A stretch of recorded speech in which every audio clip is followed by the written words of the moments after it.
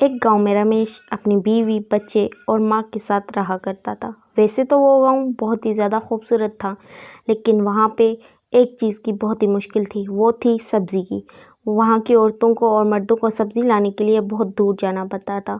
सविता भी अपने लिए सब्ज़ी लेने के लिए बाज़ार जाती है। वो बेचारी 2 घंटे का सफ़र करके बाज़ार तो जाती है, लेकिन वहाँ पे उसे कोई भी सब्ज़ी अच्छी नहीं मिलती और वो बेचारी उसे खाली हाथ वापस आना पड़ता है। तभी उसकी सास उससे पूछती है कि बेटा, तुम तो सब्जियां लाने गई थी, तो फिर खाली हाथ वापस कैसे आ गई? सब्जियां नहीं लाई? तभी सविता उसे बोलती है कि माँ जी, मैं आपको क्या ही बताऊँ, सब्जियां मार्केट में सारी 2 दिन पुरानी थी और कोई भी सब्ज़ी ताज़ी नहीं थी कि जो मैं खरीद सकूँ।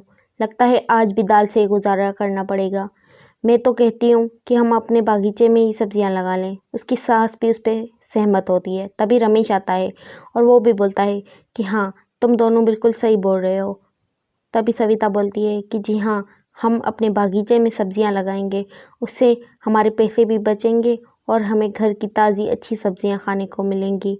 उसकी सास बोलती है कि हाँ बेटा, सविता बिल्कुल सही बोल रही है, हम अपने बागीचे में ही सब्जियां लगाया करेंगे।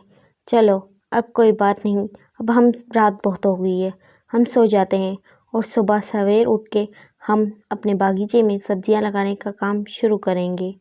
उस पे रमेश भी बोलता है कि हाँ माँ, अभी हम सो जाते हैं और सुबह जल्दी उठ के सब्जियां लगाएंगे।